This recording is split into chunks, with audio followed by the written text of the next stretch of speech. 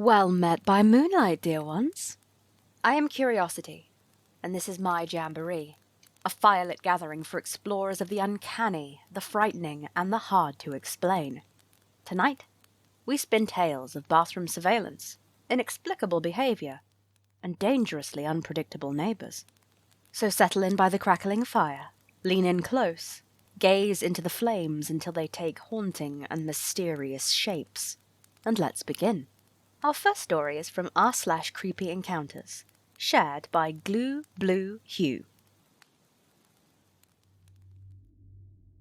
This past summer I started hearing a voice whenever I went into the bathroom. It seemed to be coming from the flat upstairs. At first I thought it was just one of the owners of the place talking from his room, since the layout has the main bedroom next to the bathroom, and the walls are thin so sound easily goes through. I thought nothing of it. Plus, the voice was accompanied by a new creaking sound as if they were lying on an old bed, so perhaps he was bedridden, and that's why I heard him all the time. But one day I started to worry. Getting out from the shower, I could swear a few of the words I managed to understand seemed directed to my body. But there were so few that I thought I was just being paranoid. See, I wasn't comfortable when I first moved into the house. The second I set foot in it, I worried about being spied on. No clue why. There was no reason to think so. But I remembered a movie about someone moving into a house with cameras, and I started to worry. I even jumped right out of bed one night a few years ago because I'd seen a camera at the end of a cable, hanging a few centimeters from my face. Took a while to realize it had been a dream, so I thought it was my mind being a shithead. The voice kept coming through the bathroom's roof all through summer, and looking up all I could see was the hole that had been opened right above the toilet to get to a leaking pipe. It had been there for a while, not wanting to waste money on closing it down until I knew for sure the leakage had been patched properly, since it wasn't the first time I'd had issues with that. All you can see in that hole is brick and cement, a beam and the big pipe taking waste out of the building, and darkness up above where the light can't reach. Nothing weird in there, so I was never uneasy to leave it open for a while longer, until a month or so ago, when I was relieving myself under the familiar sound of that voice and creak. I was having trouble, and I whispered to myself, "Fucking damn it," or some close translation because my native language isn't English, to which I immediately heard what felt like a reply, a single word from that all-familiar voice: "Push." I looked up in panic at the hole above me with the exposed pipe, wondering if someone had been looking at me this whole time. I didn't see anything, but the voice stopped. The creaking stopped. Everything was quiet. I went to investigate later, phone in hand, but there was nothing there. I used my phone camera to try to see if a lens gleamed back, but it was all the same as it always had been. Anytime I investigated to look for water, I started wondering if there might be a hole just big enough that someone could fit an endoscopic camera through without arousing suspicion, something that could be slipped in and out. There hasn't been a voice or creaking since. It stopped in that instant, and I haven't heard it since, a month later. Sometimes I wonder if I didn't hallucinate the whole thing. I never had any in my life, but it was all so strange. My upstairs neighbors are a bunch of parasitic pieces of shit that have me tortured with constant water leaks, so it wouldn't surprise me if they're also a bunch of creeps. OP, it's not my place to give advice, but it sounds like maybe your living situation isn't ideal. I'm glad if you're feeling safer, but you shouldn't be made to feel unsafe in your home. Maybe a bit of tape over that hole wouldn't go amiss. Our next story was shared by DruneArgor. So this happened about 10 years ago. I showed up at a friend's house at 6 p.m. to play some D&D after we'd been planning on it earlier that day using Facebook chat. I'd gotten caught up with something right up until it was time to head out, and hadn't checked my phone for several hours. It turned out my friend who was hosting was running late, and wouldn't be getting there until 7 p.m. So I showed up by myself and knocked on his door. After a few minutes of no answer, I finally checked the messages and saw the time change. Right as I was about to head back to my car, someone else showed up, a guy named Jay. I knew him from different circles, and we'd talked a few times before, so we struck up a conversation, and I found he wasn't there to play D&D. He just had to talk to my friend who was hosting the game. Everything seemed normal enough for the first 15 minutes or so, but then Jay began to act odd. He started to pace back and forth and got a wild look in his eyes, kind of like he was nervous about something. I asked what was up, and he almost jumped back with his hands up and said, "You need to calm down." His eyes were wide as he said this to me. I was confused and asked what he meant, and Jay just started shaking his head and repeating himself. "Really? No, you just need to calm down." And he seemed a bit more agitated while staring at me. This was odd and kind of creepy to me, so I said, "All right, I'm calm." And I just backed up and pulled up my phone before pointedly ignoring him. He seemed to calm down at this, and then there was just an awkward silence for a couple of minutes, before we heard someone else drive up and get out of their car. It was about 6:30 at this point, and one of my other friends, Dave, from the group chat, who thought they were running late for the game, came up. Dave asked what was happening, and then Jay immediately pointed at me and said, "Hey, you need to tell him to calm down, he's acting crazy." There were some clarifying questions as Jay expounded how I was acting angry. Dave and I exchanged raised eyebrows and I just shrugged while shaking my head, feeling relieved that someone else was finally here. Dave started to laugh a bit at the absurdity of the situation, but then engaged the other guy in some conversation. It was about 6:40 at this point, and I'd had enough, and just decided to go wait in my car until other people started to arrive. Finally, other people started showing up, and I went inside. And once Jay had left, my friend Dave came up to ask the whole story from my side. He laughed as I told him what happened. Not in a condescending way, but a "wait, really?" kind of way. He still thinks it's one of the weirdest yet funniest, absurd situations he's come across. I still remember the look in the other guy's eyes.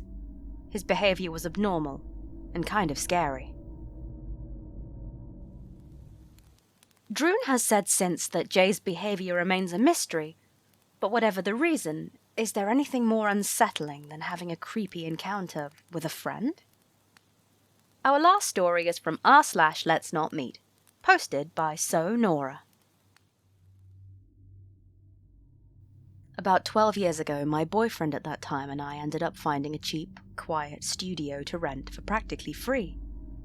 We had to maintain the 3 properties there and help our landlord out with his meals, or just drive him out to eat, where we were also treated for taking him out. The studio that we were moving into needed a decent amount of renovations to be comfortable and livable. It was pretty quiet and isolated on top of that hill. Besides our studio, there was a neighbor across our driveway, about 150 feet away. Plus our landlord, who owned all 3 homes, located about 3/4 of a football field to the right of our studio. The landlord's girlfriend lived in an apartment above the landlord's garage. The landlord was extremely cool, so we got free cable, water, and power. We only had to pay for propane for heat and hot water. That bill was to be split with the neighbor across the driveway from us, since we shared the large propane tank. We didn't officially meet our new neighbor until a few weeks after moving in. We all introduced ourselves and had a normal conversation. I got a chance to really talk to her, however, a couple of weeks after our initial meeting. We stood around outside talking for almost an hour. When my renovations got brought up, I wanted to show her our great work, so we headed inside my place for a small tour. It was a studio, as mentioned, so you pretty much got the whole house toured just stepping in the front door. That's where the weirdness truly began, though. The actual first words she spoke upon stepping through my front door were, "Is that a used mattress?" while pointing at our bed. Now, if you knew me, you'd know that when it comes to my beds, I keep them really clean. I straight up use a waterproof mattress cover to keep my mattresses pristine white with no stains, and I only use good, clean sheets and blankets. So her question really threw me as I stared at our bright white, clean mattress edge that was exposed as a result of me making the bed earlier that morning. All I could manage to say was, "No, I got it brand new." We all had our varying work schedules, so I didn't really see her for another few weeks after that. But then the landlord's girlfriend pulled me aside one day with something pretty interesting to say. She told me that my neighbor has been telling her and the landlord that my boyfriend and I were known to have burgled houses. I was blown away. I wondered why she would say that. Neither my boyfriend nor I had even known anyone capable of that, let alone us being capable of that. The neighbor's daughter turned out to be a new cop, and she still worked in the jail for her first year. Supposedly that's how the neighbor knew what she didn't. All I could really say to the landlord and his girlfriend was the obvious fact that we weren't even capable, and couldn't even prove it, but we had clean criminal records. So we just dismissed it for the time being. After that, we started noticing dirty looks from her here and there, so naturally it was pretty awkward when I had to go over and knock at her door in order to collect her half of the propane bill. She gave me a check, and when I read her name aloud and looked into her eyes, I remembered who she was. When I was about 16, so about 12 years before moving in next door to her, I ended up at her house with my high school boyfriend for Thanksgiving. My boyfriend at the time's parents were friends with her and her husband, and they had a daughter who was our age also at the time. My boyfriend and I hung out with the daughter while the adults hung out and got drunk as they prepared dinner. I barely remember even interacting with any of the adults, except for, of course, at dinner. Yet after that evening, I was told by my boyfriend from his parents that I was no longer welcome back at his parents' friend's house. Neither my boyfriend nor I could possibly think of why. I found out a couple of months later. Let's just say I hit puberty early and wasn't exactly flat-chested, unfortunately. That got me plenty of unwanted attention from guys, even older ones. My boyfriend's dad at that time enjoyed staring at my chest, and was pretty open about it. So no surprise that on Thanksgiving that night, as both men were at least pretty buzzed on beers, they noticed my chest. Obviously word got back to the women, and they weren't happy. Add to that the fact that shortly before I moved in next door to her years later, her husband had divorced her, and she was quite bitter about it. I laughed at first upon reading the name on that check and asked if she was of the same last name that I'd known in high school. She gave me a sideways smile and told me that she indeed remembered exactly who I was. That combined with the fact that the landlord's girlfriend had told me that I was the only tenant that she'd ever had a problem with, told me that the worst was yet to come. It was just small things at first that we started to notice. Like when I'd get home, I'd always hit the lock button on my key fob to lock my car, which would make the horn honk once to confirm it was locked. Every single time I would do that, though, she'd always have to hit her key fob from inside her house to make her car honk as well. Then the landlord informed us that she requested that my boyfriend and I stay completely off her property, and to not even knock on her door. But then right after, she turned around and had our landlord ask us if we could go into her house while she was gone to set up a treadmill for her. She just left her front door unlocked for us to do it. One day we had a friend stop by for a visit. He had a really weird look on his face as he came up our walkway though, so naturally my boyfriend and I looked at each other and then asked him, "Why the face?" "Well," he said as he sat down on our porch, "your neighbor, some woman, took a picture of my license plate as soon as I parked. Then she wanted to know if I was going to be spending the night here." In shock and bewilderment, we asked him what she looked like just to make sure it was her. And yep, it surely was. She even took pictures of our license plates after that. She got real petty after that. She started trying to keep track of whenever one of us would even step over the line to her half of the driveway. If she felt that one of us drove up the driveway in front of her house too fast, she would scream at whoever it was. That got me up in her face, yelling at her one time. She even threatened to sue us once because, according to her, one of our cats was on her car and scratched her new car's paint when she scared it off her car. I used a squirt bottle when I noticed the same cat on my similar dark-coloured newer car one day, and no way were the scratches like she'd said. I mean, you could see on the clear coat where the cat's nails were, but it rubbed right off just by using my finger. I started to worry about my 3 cats with her around, especially after one of my nosy, ditzier cats wandered into her house after she left her front door open for a while. Whenever that cat would wander towards her house after that, I'd call him back if I happened to see him doing it. That cat disappeared shortly thereafter.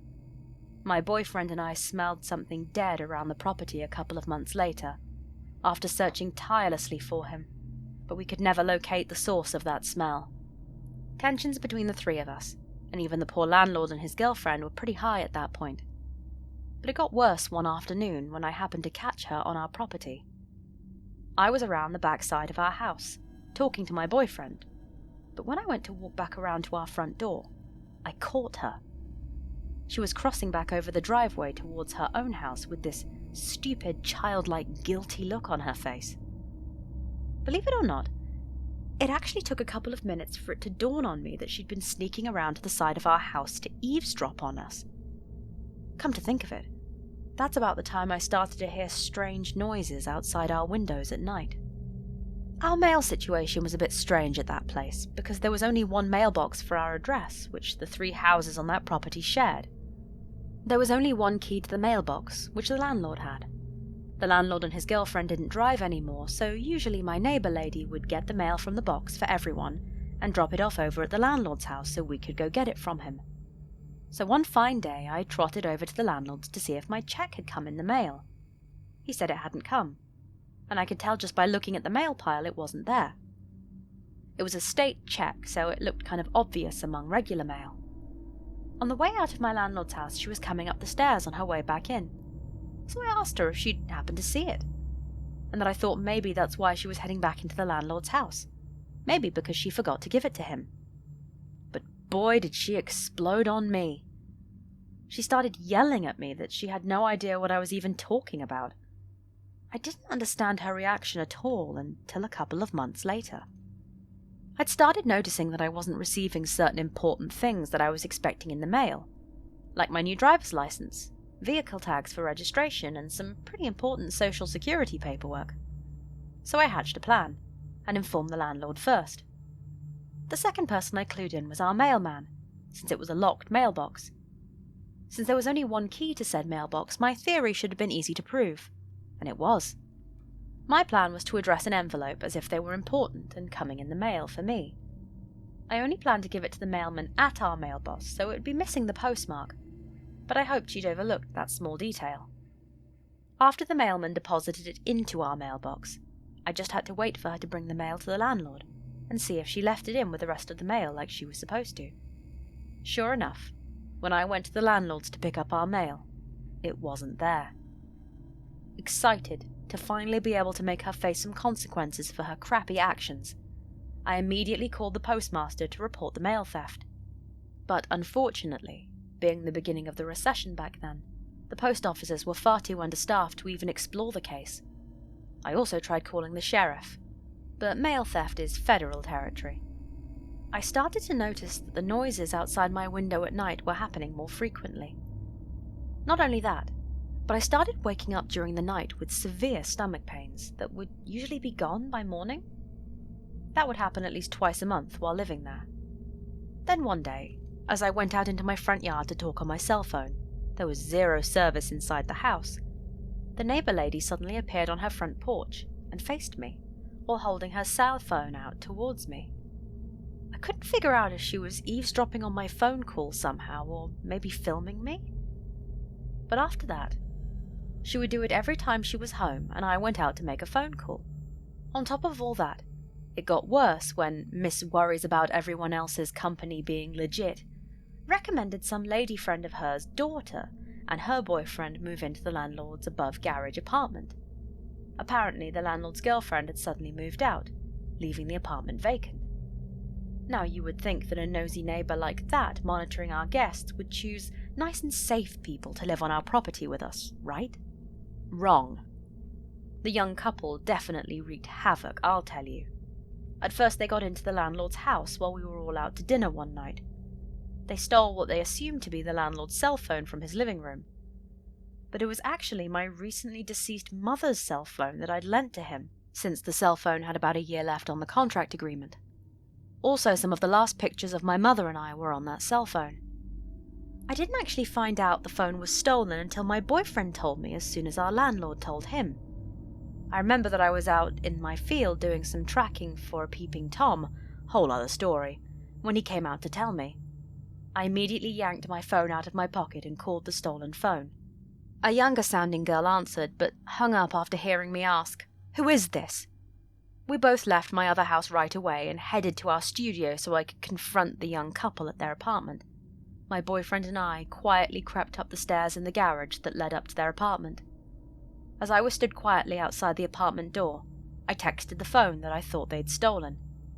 I did that because that particular brand of phone had a certain text tone, exclusive to that type of phone only, and I knew that my mum had the phone set to that text tone. Sure enough, I heard it go off inside their apartment, so I calmly knocked on the door and waited for them to answer.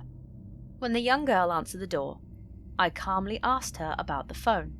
Before she could answer me, though, I explained to her that the phone that had been stolen was my mother's, and that she had just recently died. I also explained that the phone had a few of the last pictures of my mum and I in it. She denied even having the phone, of course. For all of you out there reading this, I just have to say that I tried, people. I tried. But I kind of lost it right then. My boyfriend, who was standing behind me the whole time, tried to pull me back, as it was the landlord's house after all. After all that was going on, her boyfriend happened to walk into the living room area behind her, but as soon as he saw and heard me, he took right back off out of the area. She kept denying it, and I just kept getting angrier and angrier, whilst yelling louder and louder. Eventually, my boyfriend had to step in and basically pull me back down the stairs. Next, I called the cops, since I had proof via the phone's location on the family's share map, proving where it was. And also my online account had all their phone activity recorded on it. The cops even sneaked up the stairs to listen for my phone while I texted and called it. As I found out from the officers that night, the couple were both searchable, because of one being on parole, and the other on felony probation. Although they ended up searching for over an hour in the small apartment, they didn't get my phone back. You know, I even told her that if she just emailed me the pics from the phone of my mum and I, that she could keep the phone, and I wouldn't call the cops or do anything else to them. But no, I ended up with neither. The young couple didn't stop there, though.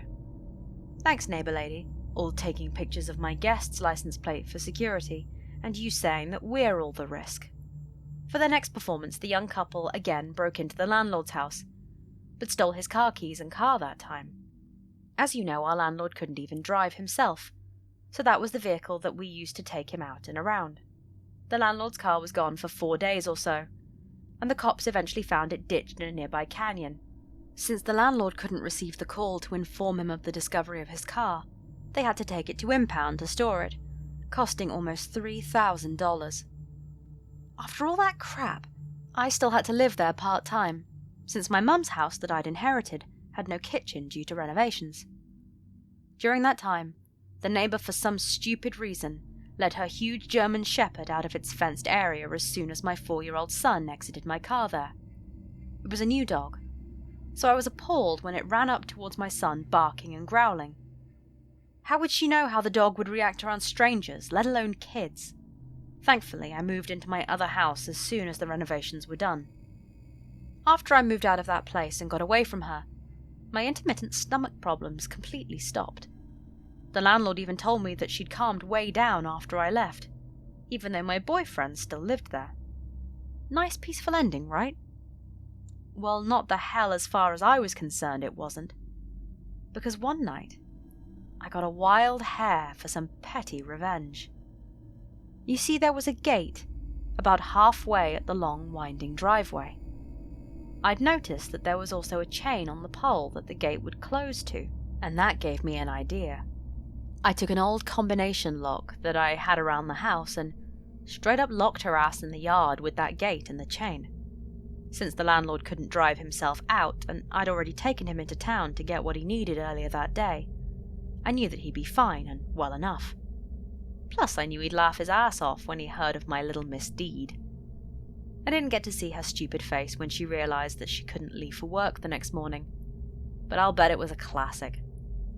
From what I heard a little later, she reversed her car back up the windy driveway to fume to the landlord after she realized that she was locked in. He said it was hilarious, by the way. Even more hilarious was the fact that it took her like 4 hours to get someone up there to cut the lock off so she could finally go to work. My life went back to normal after I moved out.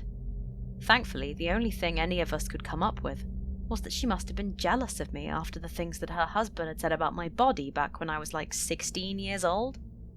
Either way, though, that was definitely an experience. The sun is rising. and the fireflies are going home to recharge. The jamboree is at an end once more. My thanks to everyone who sent in stories or gave me permission to narrate theirs. Remember, I upload new stories on Mondays and Fridays, so be sure to subscribe and click the bell icon so you don't miss out. If you have any thoughts about the stories I've narrated, why not leave them in the comments below? And don't forget, if you enjoyed your time by the fireside, to make sure the like button's neckerchief is tied smartly. If you'd like a story of yours narrated, I have a submission form linked in the description. And I would love to learn more of your curious experiences and unexplained happenings. I will see you soon, dear ones. And until then, may your nights be dark and your dreams just a little curious.